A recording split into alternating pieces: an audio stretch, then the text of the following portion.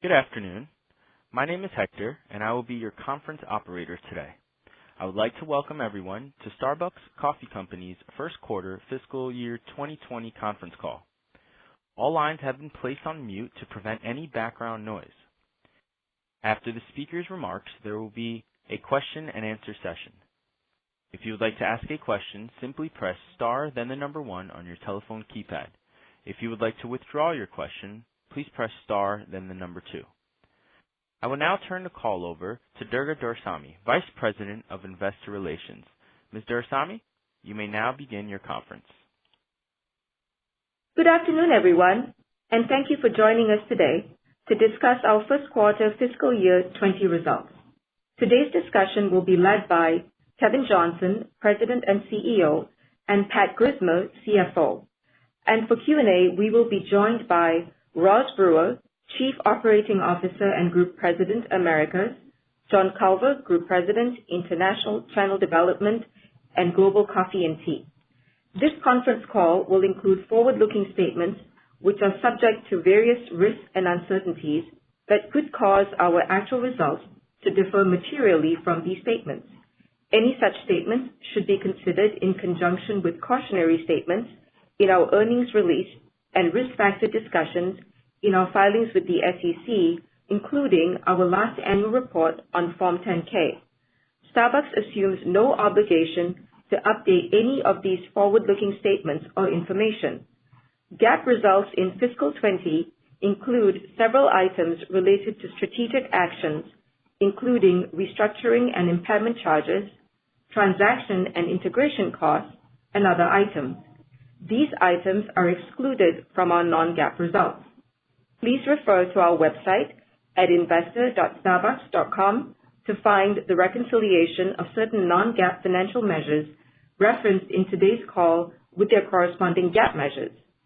This conference call is being webcast, and an archive of the webcast will be available on our website through Thursday, February 27, 2020. Finally, for your calendar planning purposes, please note that our second quarter fiscal year 20 earnings conference call has tentatively been scheduled for Tuesday, April 28, 2020. I will now turn the call over to Kevin. Kevin? Well, good afternoon and welcome. Q1 was an exceptional quarter for Starbucks. The positive business momentum we've created over the past fiscal year continues with a strong start to fiscal 2020. These results were fueled by a healthy balance of comparable sales growth and new store development, as well as continued expansion of our Global Coffee Alliance with Nestle. I'm especially pleased that we delivered meaningful margin expansion in the quarter, even as we continue to invest in the key areas to support sustainable growth. First and foremost, in our partners, as well as in beverage innovation and digital customer relationships. Given the strength of our Q1 results, we had intended to raise certain aspects of our full-year financial outlook for fiscal 2020. However, due to the dynamic situation unfolding with the coronavirus, we are not revising guidance at this time. As we get more clarity on the situation, we will transparently communicate with investors. Our immediate focus is on two key priorities in China. First, caring for the health and well-being of our partners and customers in our stores. Second, playing a constructive role in supporting local health officials and government leaders as they work to contain the coronavirus. That said, we remain optimistic and committed to the long-term growth potential in China, a market we have been in for more than 20 years. Before I hand over to Pat, who will provide more detail on our Q1 financial performance, let me share some highlights for the quarter, which provide powerful evidence of the unique strength of our brand. I will also outline additional steps we are taking that continue to elevate Starbucks in ways that will inspire our partners and deepen our relationship with customers. In the first quarter, Starbucks delivered global revenue growth of 9%, excluding the 2% impact of streamline activities. This was led by strong comp sales growth of 5% and net new store growth of 6% over the last 12 months. At the forefront of these results were our two lead growth markets, the U.S. and China, along with channel development.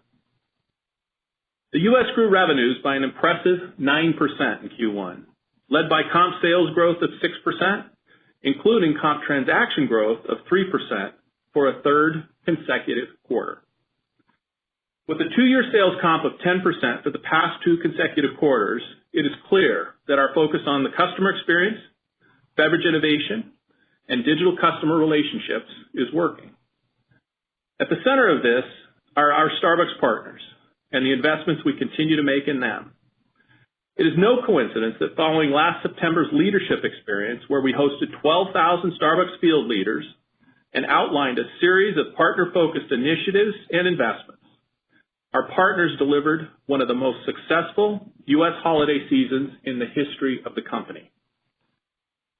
Our partners in China also delivered a solid quarter, with revenues increasing by 15% in Q1, excluding a 2% impact of foreign exchange, fueled by a 16% increase in net new stores over the past 12 months and a 3% increase in comp.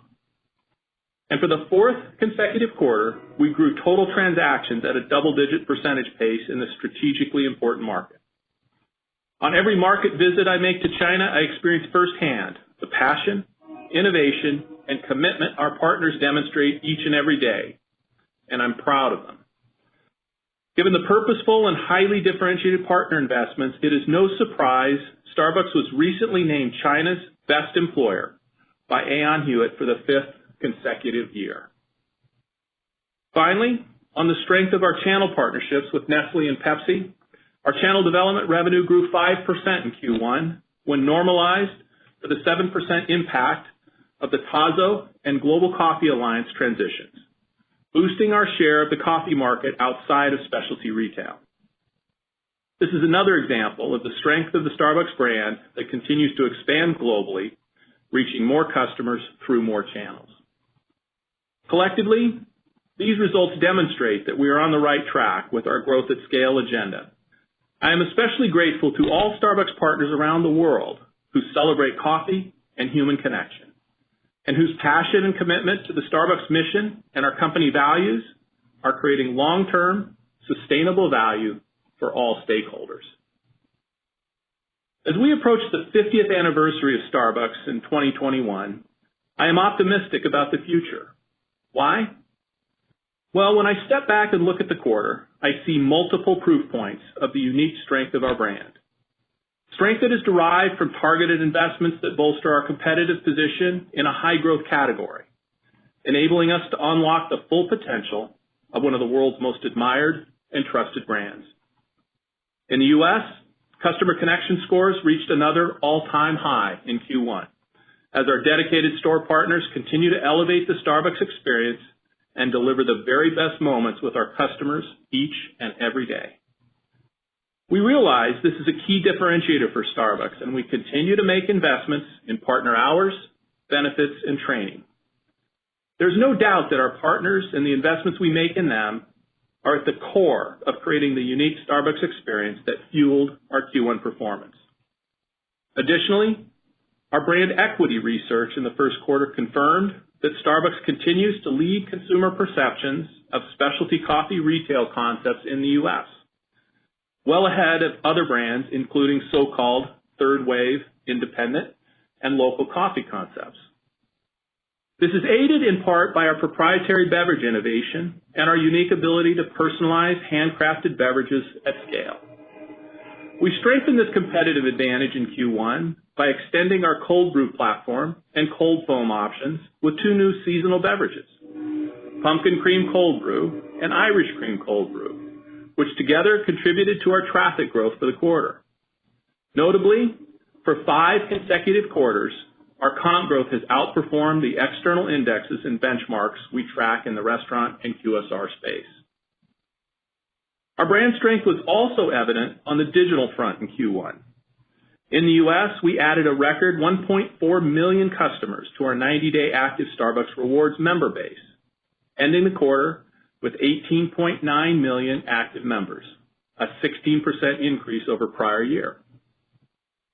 This is important because we know from experience that when customers join our rewards program, their total spend with Starbucks increases meaningfully.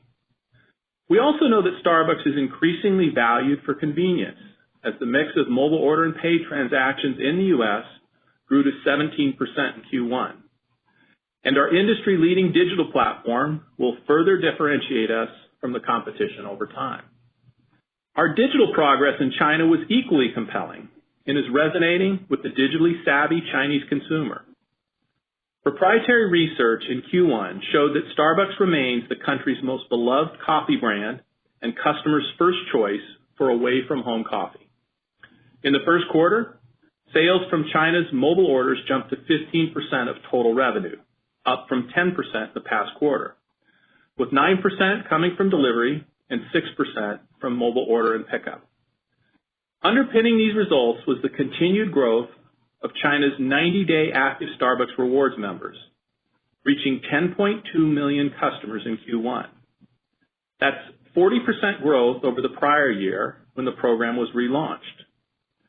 Our first quarter digital strength in China was further evidenced by record sales on Alibaba's Singles' Day shopping festival, the #1 card position on Tmall, and the leading brand on WeChat's social gifting platform.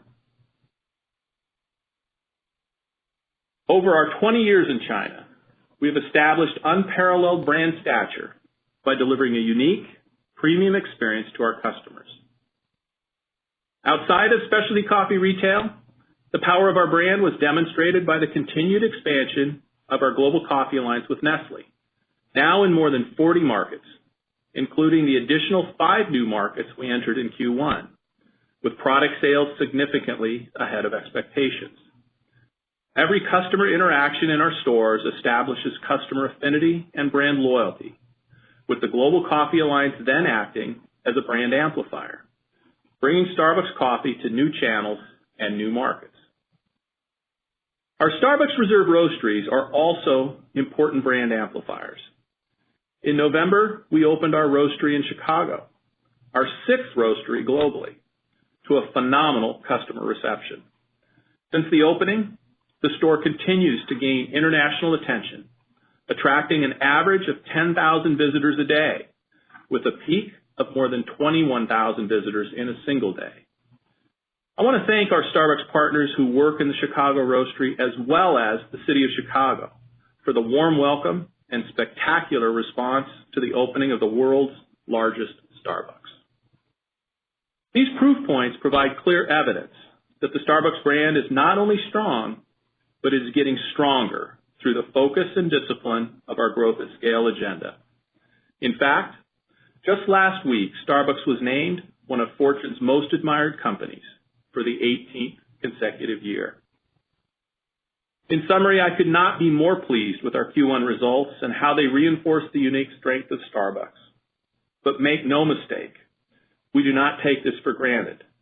We will continue to take clear and decisive steps to build our brand for the future, focusing on our competitive advantages, investing in our partners as they create those unique Starbucks experiences for our customers, driving beverage innovation, and enhancing digital relationships.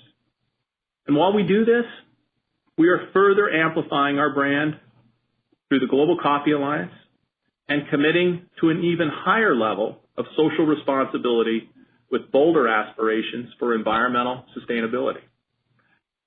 As many of you have seen, last week we disclosed an ambitious, multi-decade aspiration for Starbucks to become a resource-positive company, which means we, as a company, want to give more than we take from the planet. We thought long and hard about this aspiration and are being deliberate in our approach. Over the past year, we conducted a rigorous environmental sustainability study in partnership with third-party advocacy groups. We embraced science-based targets and utilized industry experts to audit every aspect related to Starbucks' impact on climate, water, and waste. We have shared the sustainability baseline report and our aspirations transparently on our website, knowing that this will not be easy.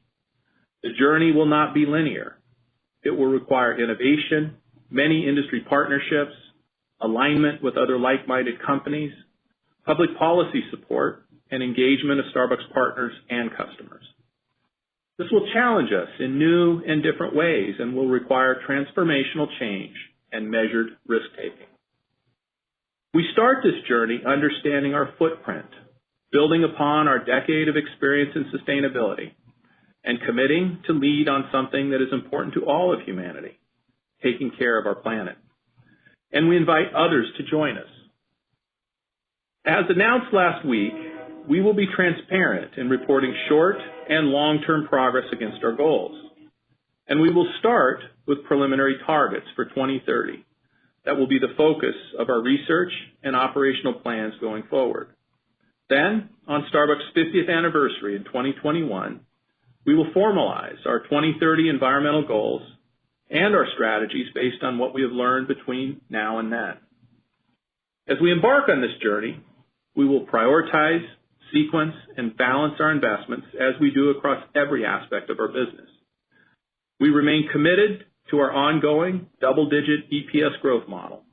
We have momentum, our brand is strong, and we will continue to responsibly grow our business by staying true to our mission and values, doing the right things to care for and inspire our partners, creating great Starbucks experiences for our customers, and pursuing a bold aspiration for the planet. In closing, I would again like to thank my fellow Starbucks partners around the world. I have the privilege of sharing all your good work on these calls, and it is an honor to serve you and all of our stakeholders. I would also like to reiterate our support for the ongoing work as we respond to the coronavirus in a thoughtful and responsible way to protect our partners and support health officials and the government as they work to contain this public health risk. Starbucks has made a donation to the Red Cross to help support these efforts. We are making decisions real time to ensure the health and well-being of our partners, and I am proud of how Starbucks China is navigating a very dynamic situation. Now, I'll turn it over to Pat for a deeper dive into our Q1 financial results and an update on our fiscal year 20 outlook. Pat? Thank you, Kevin, and good afternoon, everyone. I am pleased to report non-GAAP EPS of 79 cents for our first quarter of fiscal 20, exceeding our expectations and reflecting meaningful margin expansion in each of our operating segments. This represents a 16% increase year over year when excluding an 8-cent headwind related to a lower income tax rate in fiscal 19. These results underscore the strength of our brand globally and the outstanding underlying momentum across our business as we continue to execute our growth at scale agenda. I will first take you through our Q1 fiscal 20 operating performance by segment, followed by an analysis of our consolidated margin performance. I will then share some perspective on our outlook for the full fiscal year. Our Americas segment delivered revenue growth of 9% in Q1, primarily driven by 6% comp sales growth and net new store growth of 3% over the past 12 months. Our U.S. business delivered an impressive 6% comp sales growth in Q1, driven equally by transactions and ticket. These results were driven by an improved partner-led in-store experience, a strong beverage lineup, and increased digital customer engagement. Beverage led our comp growth for a sixth consecutive quarter, driving approximately 5 points of comp sales growth with strength across all beverage categories, with food contributing the remaining point. Our cold platform continues to resonate with customers during all seasons and was our primary growth engine for the quarter, led by cold coffee. Importantly, the growth in cold beverages in Q1 occurred in all day parts and all regions, reflecting broad appeal across our customer base. Following the success of our fall seasonal offerings at the start of the quarter and building on the success of last year's season, our holiday platforms delivered strong performance that exceeded our expectations. Returning favorites such as Peppermint Mocha and new innovations like Irish Cream Cold Brew created momentum throughout the holiday period. And as Kevin mentioned, our Starbucks Rewards loyalty program continued to gain momentum, building on the launch of multi-tier redemption last April. Our reimagined happy hour resonated well with customers, driving additional member growth, and gift card activations delivered their strongest year-over-year dollar growth in 4 years. Ticket growth of 3% for the quarter was led by pricing, beverage attach, and food. We saw transaction growth in both the morning and afternoon day parts for a third consecutive quarter, and our highest quarterly peak transaction growth in 3 years. These improvements would not have been possible without the dedication of our Green Apron partners, who continue to accommodate higher volumes while elevating the customer experience. And finally, America's non-GAAP operating margin expanded 50 basis points to 22.0% in Q1, driven by sales leverage and supply chain efficiencies, partially offset by growth in wages and benefits and, to a lesser degree, investments in labor hours and inflation and occupancy costs. Moving on to international. The segment delivered revenue growth of 10% in Q1, excluding a 6% unfavorable impact of streamline-related activities. This was led by 11% net new store growth over the past 12 months. International's comp sales growth of 1% in Q1 was adversely impacted by 2 points due to a soft quarter in Japan, which was lapping 6% comp sales growth from last year. China, our lead international growth market, delivered solid comp sales growth of 3% in Q1, including 1% comp transaction growth. Continued expansion and strong performance of mobile ordering, as well as the up-leveled Starbucks Rewards program, were primary drivers of these results. At the end of the first quarter, mobile order and pickup had been rolled out to more than 100 cities, encompassing more than 90% of our store base, just 7 months following the launch of the program. And we expanded delivery to 130 cities, covering more than 80% of our portfolio. International's non-GAAP operating margin increased by 170 basis points to 21.4%. When excluding the 70 basis point impact of streamline-related activities, non-GAAP operating margin expanded by 100 basis points, driven by sales leverage and supply chain efficiencies, partially offset by unfavorability in product mix and strategic investments, notably in-store and digital initiatives. On to channel development. Revenue declined 2% in Q1 as we lapped 2 items that benefited fiscal 19. The sale of Tazo-branded products to Unilever and transition activities related to the Global Coffee Alliance. When excluding the 7% adverse impact of these items, as well as Global Coffee Alliance transition activities in fiscal 20, revenue increased by 5% in Q1, led by strong underlying growth in the Global Coffee Alliance. The segment's non-GAAP operating margin improved by 70 basis points over the prior year. Normalizing for the 20 basis point impact of the transition activities I just mentioned, channel development's operating margin expanded 90 basis points in Q1, driven by favorable distribution efficiencies and business mix. Finally, at the consolidated level, non-GAAP operating margin of 18.2% in Q1 increased by 80 basis points year over year, primarily driven by sales leverage and supply chain efficiencies. The favorability from these items was partially offset by growth in wages and benefits, and to a lesser degree, by rent inflation and investments in store labor hours.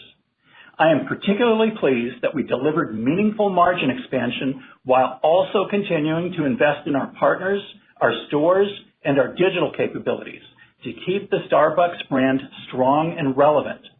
To a great extent, this reflects our ability to drive improvements in margin from sales leverage as well as supply chain and G&A efficiencies, and to reinvest a meaningful portion of that upside in our key brand differentiators, which strengthen our competitive position and fuel long-term sustainable growth. Now moving on to our guidance for fiscal 2020. Given the strength of our first quarter results, we had intended to raise certain aspects of our guidance for the full fiscal year. However, as Kevin mentioned, given the extraordinary circumstances that are rapidly developing in China, we are simply reaffirming our original guidance and will provide an update when we have better visibility to the impact of coronavirus. The magnitude of the impact will depend on the duration of store closures as we work with local authorities to manage the situation and protect our partners and customers. At present, we are unable to reasonably estimate the impact to the business. Notwithstanding the fact that our China business represented only 10% of our global revenues in the first quarter of fiscal 2020, we expect these events to have a material impact on our international segment and consolidated results for the second quarter and full year of fiscal 2020. In any event, based on what we currently know, we expect the impact to our business will be temporary. Our brand is very strong in China, and our confidence in the profitability and growth potential of this business is undiminished. To summarize, we are very pleased with our first quarter performance and view these results as further validation of our strategy to grow Starbucks at scale with greater focus and discipline. We appreciate the hard work of our Starbucks partners who deliver these results in a manner that remains true to our company's mission and values, which is the core of our business. And with that, Kevin and I are happy to take your questions, joined by Roz Brewer and John Culver, as Durga outlined at the top of our call. Thank you. Operator? Thank you. As a reminder, if you would like to ask a question, press star, then the number 1 on your telephone keypad. In order to allow as many questions as possible, we ask you to please limit yourself to 1 question at a time. We will come back for follow-up questions as time allows. We'll pause for a moment to compile the Q&A roster.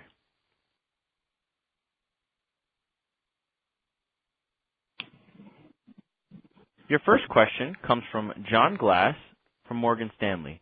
Please proceed with your question. Thanks very much. Could you maybe just help us understand or dimensionalize the impact of China a little bit more? First, just when the stores were closed, those stores that aren't closed, maybe magnitude of what you think the sales declines are currently. And do you continue to pay employees? I assume you do, but just clarify that. And then finally, is delivery an offset? Is there a delivery business that can offset some of the closures, or has that also been curtailed by this outbreak? Thanks, John. We'll have John Culver kind of give you a little bit of color on the day-to-day in China, and then Pat will follow up on the second part of your question related to the implications. John? Yeah, John, obviously Kevin reiterated the fact that we're focused on making sure we're taking care of our partners, their health and well-being, as well as the customers. In terms of the closures, what we've seen is that over the last few weeks, I would say that as the situation has accelerated, we've taken action to close stores, both working with the local government in the direction that they've given us, but then also proactively closing stores in the country. As we shared, we currently have over half our stores closed in the market. We are assessing this each and every day. We do have delivery available to customers from stores that are remaining open. But again, this is something that we continue to assess every day. And let me just reiterate, this is a very complex situation. And I'm working very closely with Belinda and the team in China to navigate this changing environment. And, as a company, we've navigated complex situations before. And in China, we feel there's no other company that's better positioned to navigate this, given our relationship and trust we've been able to build with our partners and the relationship and trust that they've been able to build with their customers. We will remain transparent as the events continue to unfold, but we do have complete confidence in the decisions that we're making, and we will continue to provide complete support for our partners and for the people of China as they navigate this situation. We've been in the market for 20 years, and we have built an admired and trusted brand, and we will continue to play the long game in China as we navigate in the coming weeks and months.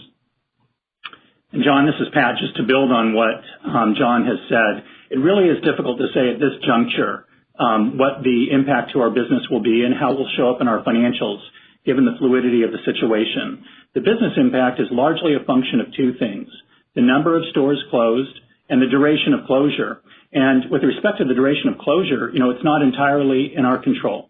I would say to a lesser extent, the financial impact is a function of how we manage wage costs during the period of closure.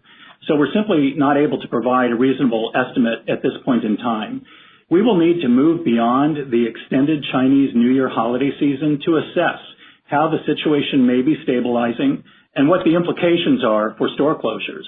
We're probably looking at early March at the earliest to reasonably assess the implications for revenue, operating income, and EPS for our second quarter and for the full year. At the very latest, we'll provide an update in conjunction with our Q2 earnings release on April 28th. Our commitment is to maintain transparency with investors, and as and when we have a reasonable basis for estimating the financial impacts for the quarter and year, we will communicate that information. But importantly, we do expect the impacts to be temporary. Our long-term double-digit growth model is fully intact, and of course, we will gain the benefit of lapping these temporary impacts next year. Your next question comes from David Tarantino with Baird. Please proceed with your question. Hi, good afternoon. And Pat, maybe just following up on some of this questions around the guidance. Would you be willing to share where your guidance would be without this China issue so that we can understand where the baseline of the underlying business is, especially if you want to assume that it's temporary? Yeah, I'm not going to provide details as to the magnitude of the guidance raise that we had planned or the specific line items, but I'm happy to share that we would have raised guidance for operating margin and for EPS on the strength of our Q1 results and visibility to some balance of year benefits. But given the uncertainty of the coronavirus situation in China and its impact to our near-term results, which we expect to be temporary, we felt it was best to defer any change to our guidance until we had better visibility to full-year results, including the impact of coronavirus. And as I said before, we're committed to being responsibly transparent with our investors, and we'll provide an update when we have reasonable confidence behind our numbers, because it would not be helpful to speculate at this time. But we could not be more pleased with our Q1 results across the board, the overall underlying momentum in our business, and the confidence that that gives us behind our ability to deliver better than expected results, setting aside this new issue that has emerged in China. Your next question comes from the line of Sharon Zackfia from William Blair. Please proceed with your question. Hi, good afternoon. I'm not going to ask a China question. I actually wanted to talk about the Americas and the decline in G&A dollars year over year. I know it was modest, but if you could kind of talk about that, whether that was just timing. And then on channel development, I think you had expected revenue to go down somewhere between 7% and 9% this year. It was obviously a lot less in the first quarter in terms of the degree of decline. Is there something that's changed there? Is it a timing dynamic, more weighted to the back half for the declines? Any commentary would be helpful. Sharon, this is Pat. I'm happy to take both questions. First of all, with respect to the G&A, we are very pleased with the progress that we are making across the company in delivering our G&A efficiency commitment. You know, as a reminder, we had committed to reduce by 100 basis points G&A as a percentage of system sales. That is not something that we routinely report because we don't report system sales, but a good proxy for that is non-GAAP G&A as a percentage of revenue, and we do report that. We've added that to our supplementary schedules in our earnings release. And we have seen meaningful efficiencies emerge in the first quarter, and we expect that to continue balance of year. That's on the back of very significant work over the last 12 to 18 months to realize productivity in our G&A, not just in the Americas, but really across all of our segments, and certainly at corporate. And then with respect to the Global Coffee Alliance, we did see better than expected results in the first quarter. We did anticipate a decline for the first quarter and for the full year, but our better than expected results in the first quarter resulted from outperformance, specifically in the Global Coffee Alliance. So we could not be more pleased with how our products are performing as we continue to partner with Nestle, and we anticipate, that was going to be one of the aspects of our improved guidance for the year is better than expected revenue growth from our channel development segment. John, you might want to comment on the new markets. And so, Sharon, we couldn't be more pleased with the performance of the channel development business, and in particular the Global Coffee Alliance. Through the quarter, we saw acceleration into 40 markets around the world where we have our products available through grocery as well as food service. We also are on path by the end of this quarter that we're in to be in over 50 markets. Our product sales continue to be significantly ahead of expectations, both in terms of packaged coffee, Nespresso capsules, as well as Dolce Gusto. When you look at our core business here in the U.S., the Starbucks brand outgrew the total category for coffee. Roast and ground share grew 80 basis points. K-Cup share grew 40 basis points. And we've got some exciting new items that are coming up. Later this spring, we previously announced that we're launching premium soluble coffee, which we're excited about, and the big opportunity internationally with that.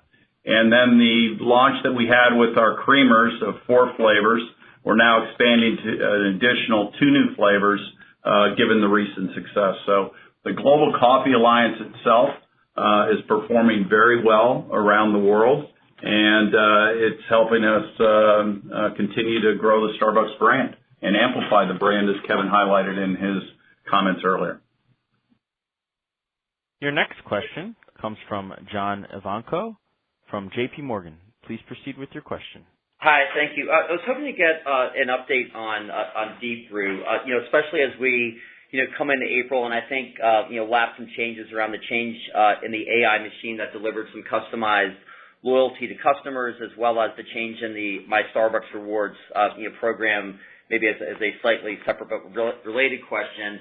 How much, confidence do you have as we do get to some of this, some of the strength that we saw in fiscal 19 that we can lap, some of those significant, changes in the consumer offerings?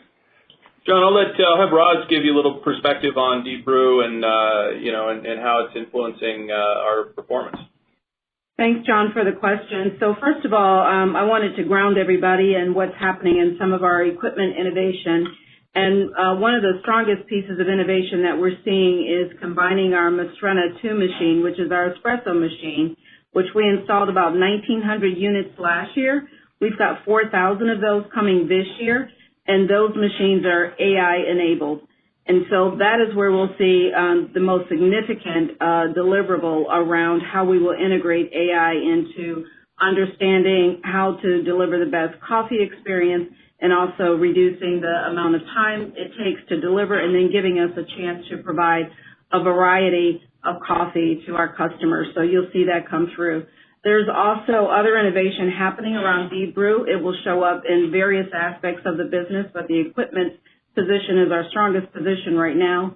In addition to that, when we talk about, the things that have happened in our loyalty program, we did see some significant improvement in this quarter. Right now, we finished this quarter at about 18.9 million growth, and that's a 16% improvement versus last year in our active Starbucks Rewards members. It's the strongest growth rate we've seen in 3 years. So the work that we've done in our multi-tier redemption is also allowing us to grow our member base. We've got an increase of annual member growth of 2.7 million members. And we're also seeing all-time records in that area as well. It's enabling us to do really creative work with how we reimagine our happy hour performance, making sure that we are understanding what the customer needs. There's a lot of customer insights that comes out of the work that we do as we grow our member base. We're also seeing our loyalty programs and the new membership behavior that we're seeing, which contributed 2 points of the 6% comp for the quarter. So we are learning from what's happening as we align AI to our equipment and then the work that comes out of our loyalty programs and getting us closer to customers' expectations, and it's making a difference. Your next question comes from Jeffrey Bernstein from Barclays. Please proceed with your question. Great. Thanks very much. Just a broader question on China learnings, putting aside the coronavirus. Clearly there's lots of competition in the market. I think oftentimes coming in on the lower end in terms of experience and perhaps customer affluence. So I'm just wondering, what learnings would you say you've taken from this competition to better your positioning? It seems like you had a slowdown, a year ago, and now it seems like trends are moving in the upward direction again. I'm just wondering if you could provide some clarity in terms of, which 2 or 3 initiatives would you say maybe you've took some learnings from some of that competition to better yourself in the market? Thank you. John, why don't you take that one? Well, Jeffrey, I think that, a couple things around what we're doing in China. First and foremost, focusing on the premium quality of the coffee and our ability to handcraft the beverages for customers to the way they want it.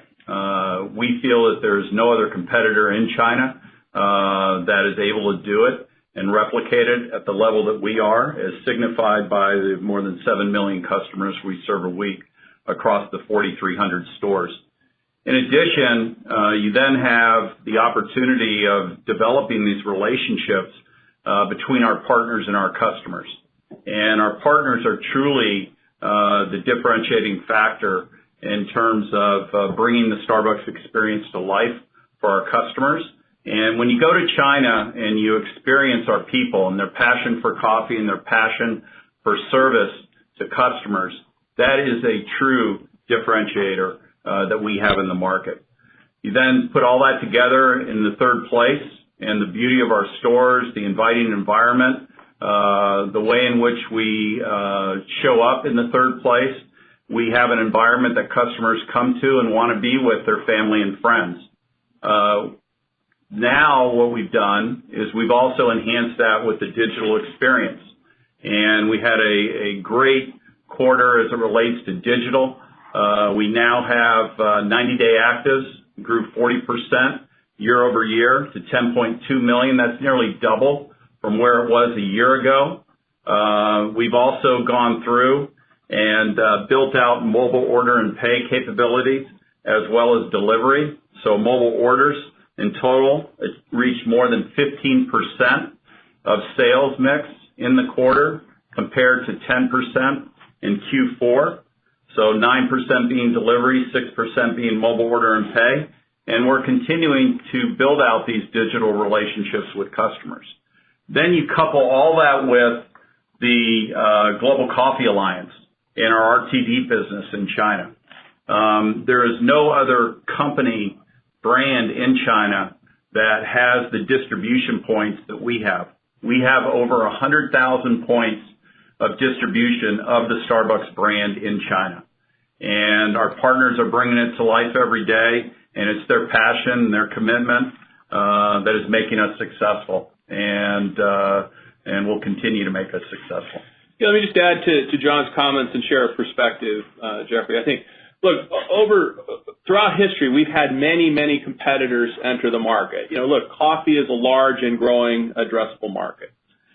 And we stay focused on the premium experience and the unique differentiators that we believe create Starbucks. And if you look throughout history, there's a consistent pattern. In most all cases, our competitors shift to focusing more on the value play. And you see that time and time again. And I think we can continue to see that trend. So, the lesson for us is continue to amplify those unique differentiators that make us Starbucks. And that's why, as you think about the growth at scale, we really, as John said, amplify the customer experience we create in the store. We amplify the quality of our coffee and the beverage innovation that we provide. The fact those beverages are handcrafted and personalized for each and every customer. And then we extended that in-store experience to a digital customer relationship. And those mix of ingredients are what differentiates us. And we feel confident that we understand them. We don't compromise those, and we stay focused on playing our game. It's worked in the past, it's working today, and it will work in the future. Your next question comes from Matthew DiFrisco from Guggenheim Securities. Please proceed with your question. Thank you. I just had a couple of follow-ups. With respect to China, thank you for sharing that about the 10% of global revenue. Is it correct then, I guess, also to assume in your past analyst days, you've obviously shown how strong of a market and the opportunity on the returns there. That also would then by default have a higher contribution to the income, I suspect. And then if you could comment also, is this the travel restrictions, are they having any sort of impact also on the ability to meet those growth targets? I know you have 600 stores planned for that country. Is that something also that's sort of been halted during this time frame as well? Yeah, Matthew, this is Pat. With respect to the first question, China's operating income as a percentage of business unit operating income globally is slightly higher than the 10% that it represents of revenue. And over to John for the second piece. Yeah, Matthew, on the store side of it, I think it's too early to tell. We're committed to the numbers that we previously communicated around store growth in China, and we'll continue to build beautiful stores and accelerate the growth of the brand. Suffice it to say, new stores contribute 80% of our revenue growth in the market. And it's an important component and one that we'll continue to focus on with the team there. Your next question comes from Dennis Geiger from UBS. Please proceed with your question. Thank you. I just wanted to ask a bit more about the continued strength of U.S. traffic. Maybe, Roz, could you talk a bit more about where that's coming from? How much of it is higher frequency from existing customers versus maybe some new customers, and any other observations or insights that you can share? And then I think you've touched on the drivers, but if there's anything you can get into more on how much of it is experience versus digital versus the beverage innovation that you feel is driving that traffic piece, if you can dive into that anymore. Thank you. Sure. Thank you, Dennis. So a couple of things. So you heard Kevin in Kevin's remarks that we achieved a 6% comp in this quarter. 5 of those 6 points came from beverage growth. So beverage innovation is a large part of the work that we're doing. That also is impacted by the work we're doing in-store innovation also, and the efficiencies that we're building there, and then the digital relationships. If I could go a little bit further into the efficiencies that we're seeing in the store, we are actually doing a large amount of work around creating and improving productivity in the stores. And in many cases, this is not productivity driving activity by taking hours out and really reducing our cost position in the stores. It's actually to allow our partners to spend more time with our customers. So we're seeing record scores at this time of customer connection scores in our stores. These are record numbers. We believe it's a multitude of things, dealing with reducing the amount of tasks, the menial tasks that our store managers and our baristas have to do in our stores. In addition to the equipment improvements that we're seeing, we have nitro cold brew across all of our stores right now. When we put in a Mastrena 2 machine, we're seeing operational efficiencies. It's a lower profile machine. It allows our partners to see over the bar and interact with the customers. We're actually seeing a significant amount of work coming out of the work we have learned through our digital relationships. So we know more about who's coming in the morning. Kevin's remarks also revealed that we're growing an everyday part. We're also seeing a significant growth pattern in our cold coffee. And so that includes all cold beverages, meaning tea as well. And we're seeing cold beverages grow in the morning and the afternoon occasion. We're seeing also, too, the work, if you recall, when we began to grow and change our program in loyalty around multi-tier redemption, we are seeing growth with the occasional customer. And there is some connection between cold coffee, afternoon occasion, and the occasional customer. We are seeing growth after 11 o'clock in the afternoon with the occasional customer and with cold coffee.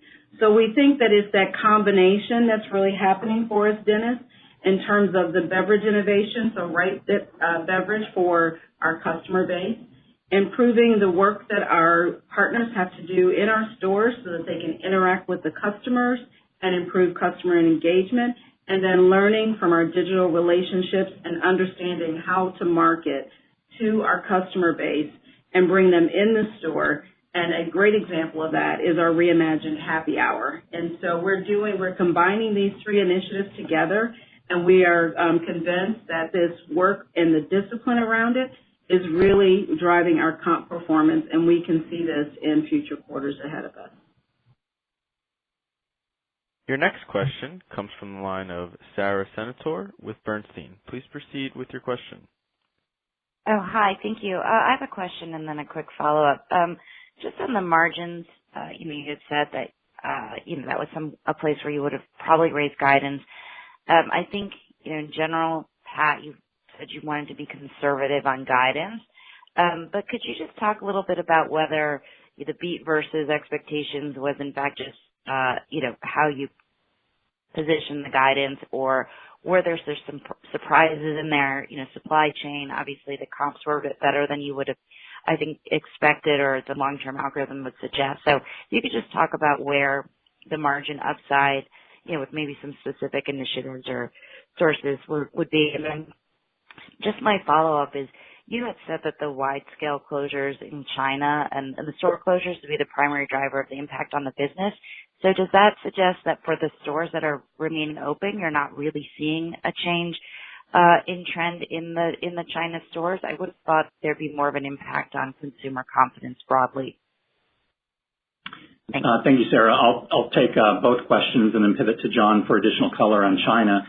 First of all, with respect to margin performance in the quarter, we were really delighted with our overall margin outcome in Q1. And what was better than expected was, to your point, higher than expected comp growth, and with that, strong sales leverage contributing positively to margin. We also had stronger than expected benefits from our supply chain. Part of that was a function of the fact that in the U.S. we had such strong sell-through for our food, beverages, and merchandise in holiday that we did not incur the level of inventory reserves that we've seen in the past. So a number of initiatives came together to deliver really strong margin performance in Q1, and that was the overriding contributor to what we had planned by way of a margin guidance raise for the full year. With respect to China and the drivers of the business impact, I highlighted that the number of stores and duration of closure are the two primary drivers of the business impact. That's not to say that there aren't other drivers or other considerations here, and certainly the reduced retail footfall that we're seeing across the country in the wake of the efforts taken to contain the virus, and how customers generally are a bit reticent to perhaps visit commercial centers versus previously, is another factor. So it is a contributing factor, but the big factor really is the duration of closure. And I'll really pivot to John for additional color on that. Yeah, so Sarah, obviously we're tracking customers and transactions in our stores that we have open. And, we look at that each and every day. I would say that, versus historical levels, it definitely has slowed down and Pat gave a little bit of color on that. We look at this each and every day. We've taken action in our open stores to adjust operating hours. We've also gone in and adjusted some of the product offerings based on supply chain availability. And then we've also taken a look at specific trade areas where we can consolidate the stores into one store that's meaningful and reaches customers. So a lot of different actions are being taken, but as Pat shared, the majority of the impact will come from the closed stores. But this is something we assess every day. As you're aware, Chinese New Year's been extended, and we're continuing to watch this very closely with the team in China. Your next question comes from David Palmer with Evercore ISI. Please proceed with your question. Thanks. Just to follow up on the U.S. and the beverage contribution of 5 points, which is certainly much higher than it was a couple of years ago. If we look back that far, it feels like the Frappuccino platform has stabilized, and we've seen the benefit of some of the newer cold beverage platforms like Cold Brew and Nitro, and perhaps with the help of foam more recently.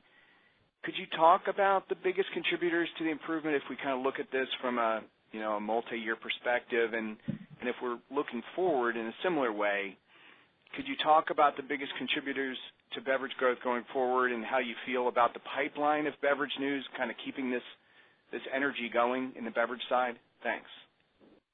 Yes, David, thanks for the question. So a few things. If you recall, last year this time we were probably issuing a lot of LTOs, limited time offers. Some of that was Frappuccino based. We were not penetrated with enough nitro equipment technology in the stores, and nitro we knew was a growing category. So what you're seeing right now is our execution of putting nitro in every one of our buildings in the U.S., and so that's a big transition that we've made. In addition to that, playing into cold coffee and that process of creating and leaning into cold. And what you can see in the future from that is that we do have equipment improvements coming in our cold brew technology. Part of that is making sure that we are in stock at all times with this process. And so we actually have equipment changes coming in the future for that. I also mentioned, too, that you've seen us add alternative milks to our beverage line, which gives us a chance to customize. We know that there is a portion of our customer base that wants more of a healthy for you concept. And so you have seen some of the work that we have done to add oat milk regionally across the country. And as that becomes more available in the industry, we will acquire more of that capacity. In addition to that, our hot business is holding very nicely for us. Also, from a holiday perspective, we introduced beverages that had high demand. If you think about the Irish cream cold brew, and then what we were able to do with the pumpkin spice category. What also gives us confidence as we go forward is the work that we're doing to make sure that we can deliver on what the customers are asking us for. So you'll see more coming in the alternative milk category for us, and then playing into the cold category. Also, in terms of what helps us sell beverages as our food attach, we will be introducing a breakfast sandwich this year with a plant-based patty, both in U.S. and Canada, and the combination of those pairings is significant for us in terms of how we think about what the customer is asking for us to develop.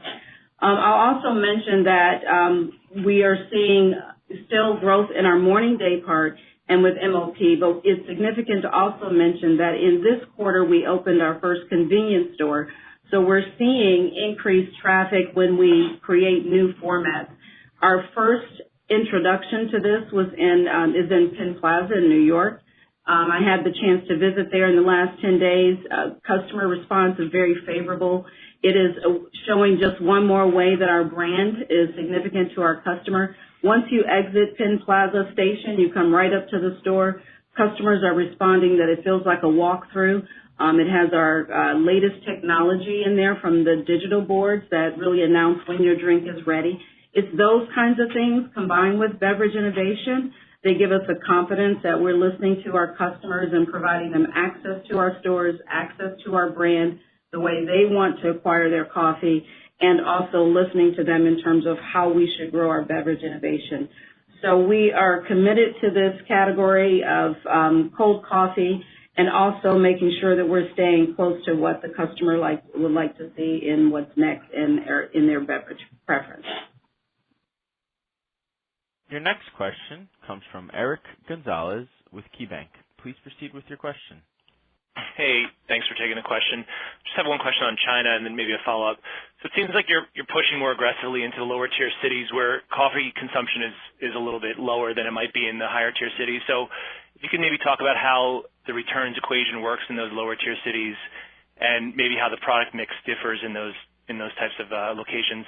And then as a follow-up to that, with the delivery driving a 9% sales mix this quarter, does that imply that the on-premise business is running negative if, it was early days about this time last year in the delivery rollout? So can you maybe talk about why that might be the case? Is it competition, potentially sales transfer, or is delivery itself cannibalizing your in-store business? Thanks. Yeah, Eric, this is John. Just to answer your question, in the quarter, we opened 167 stores. 46% of those were either in Tier 1 and Tier 2 cities. We do see very strong performance in lower tier cities, and we continue to make investments in those cities, playing the long game. Clearly, when we open our first few stores, there's a lot of demand for Starbucks coming into those cities. As we continue to build out the footprint, what we've seen historically is that the total transactions obviously continue to grow, and the volumes show up as very similar to some of our outer tier 1 cities. So we feel good about our growth in these tier 4, tier 5 cities overall. In terms of the delivery aspect of it at 9%, clearly we see a lot of benefit. It creates a whole new occasion for our existing customers, and it's helping to drive transaction growth in our stores. We have over 3,500 stores in 130 cities, which is 80% of the store base, having delivery available to them. We see it as an incremental for these existing customers, as well as attracting new customers. In total, dollar profits continue to increase because of it. It's slightly margin dilutive, but it does provide a higher ticket as well as a higher food attach. And we also see stronger demand in the mornings and during the lunch day part. Your next question comes from Catherine Fogarty with Goldman Sachs. Please proceed with your question. Great, thank you. I have a couple of questions here. So first of all, on international, stripping out the strength that you saw in China, it looks like the rest of international was pretty weak on the traffic side. So I was wondering if you could walk through dynamics you're seeing in select markets there. And then on the point that was made earlier about the supply chain and having some problems stocking stores in the region in China for the ones that are open, are you guys seeing difficulty transporting goods and services across the country at this point? And if that is the case, would there be any kind of ripple through effect to maybe push out of new store opens and unit growth? Thank you.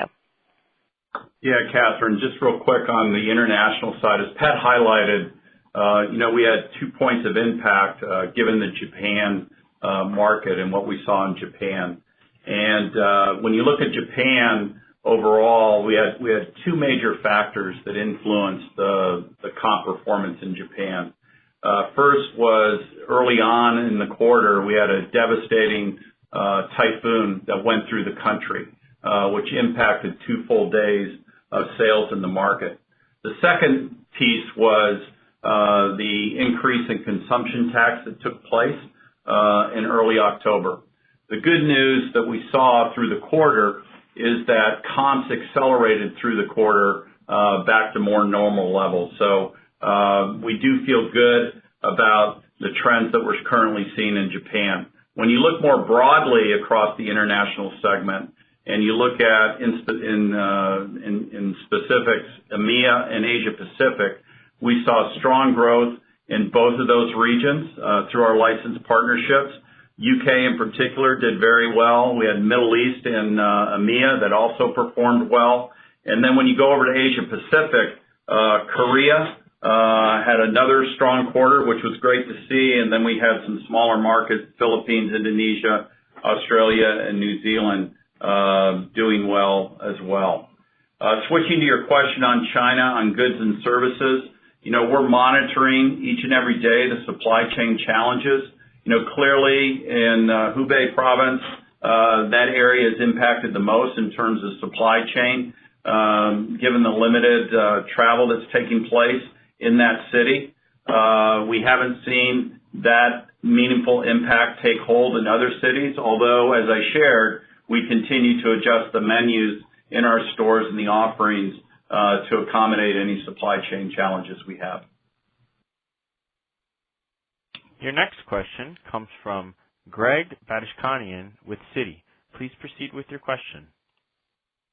Hey guys, it's actually Fred Whiteman on for Greg. Just one quick follow-up. In your response to an earlier question as far as the changes to the full year outlook, you had alluded to some additional visibility. I think it was on operating margins or earnings for the balance of the year. What exactly were you referring to there? Yeah, so this is Pat. We see further upside in our channel development business specifically. So we have a stronger outlook for full year revenue and flow through associated with that in channel development. There were a couple of other line items where we were anticipating making some adjustments as well. But far and away, the key driver of what we had planned by way of a guidance raise was the extraordinary strength of our Q1 results.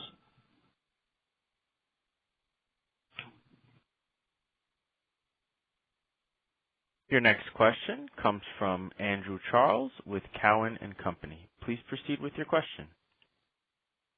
Thanks. Roz, one of the more impressive drivers of U.S. same-store sales has been growth in the loyalty program with the 1.4 million members added during 1Q, the seasonally highest it's been on record since you guys have been disclosing this. And I was wondering, with this growing base of users, can you talk about the changes in the tactics you're using to market more effectively to these customers to help increase the spend as well as the visitation? Mm-hmm. So, yes, Andrew, just a few things there. One is we have a very effective media spend.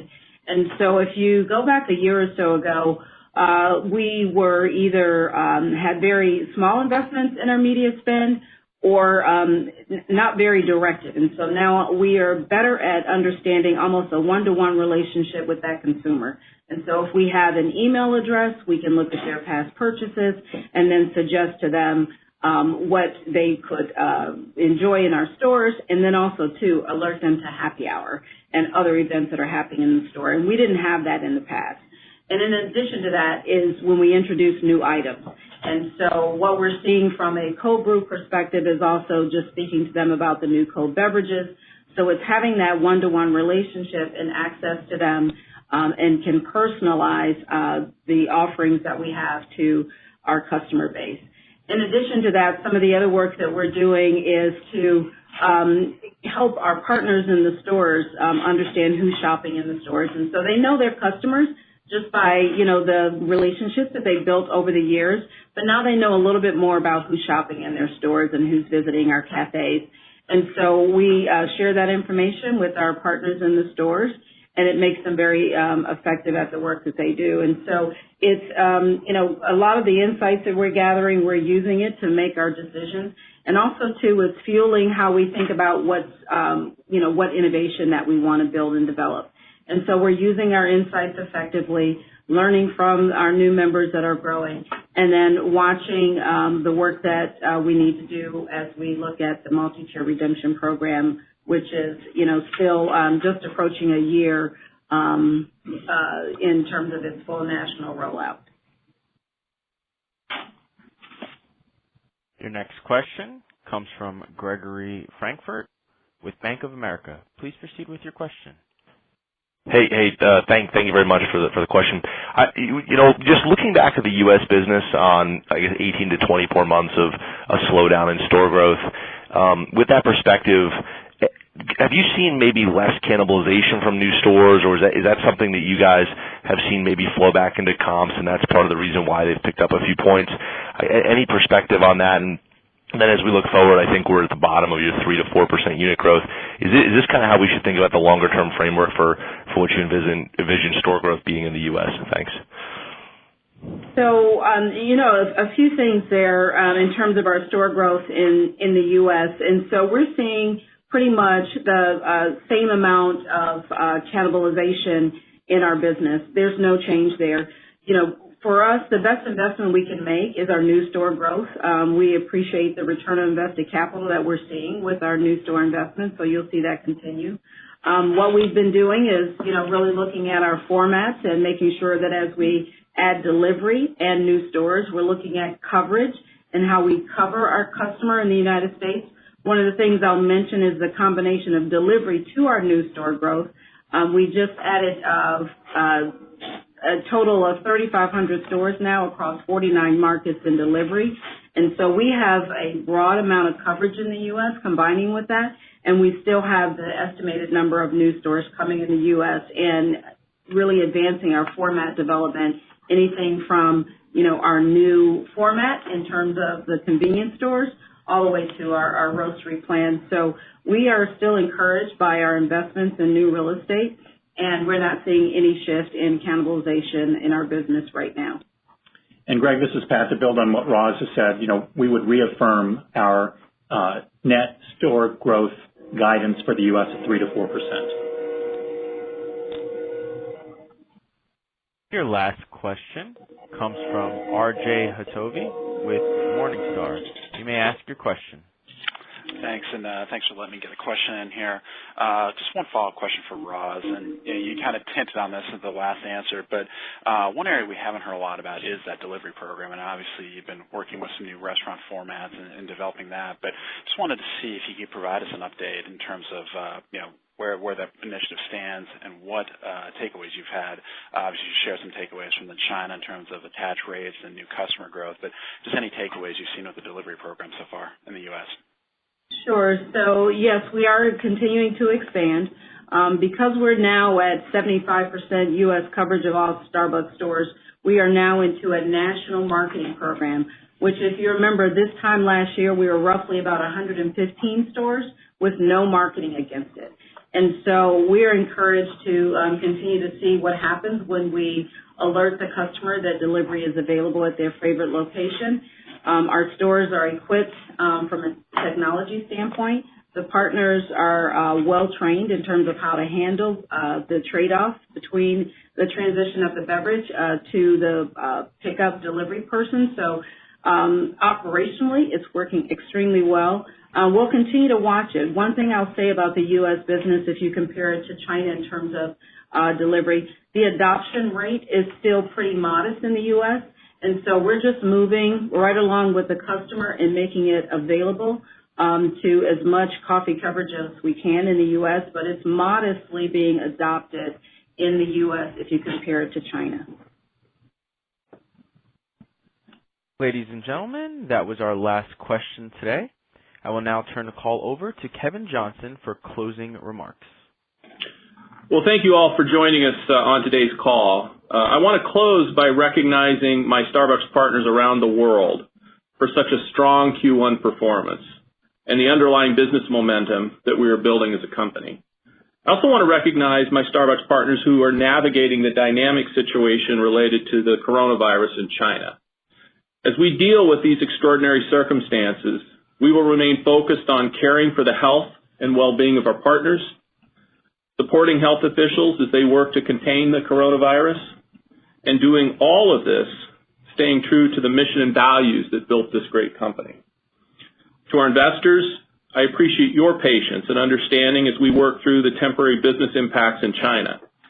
We are as confident as ever in the strength and resilience of our double-digit earnings growth model for the long term, and we are committed to maintaining transparency as we gain a better understanding of the magnitude and duration of the near-term business impacts. I serve all stakeholders of this great company, and I'm so optimistic about our future as we continue to build an enduring company. Thank you. This concludes Starbucks Coffee Company's first quarter fiscal year 2020 conference call. You may now disconnect.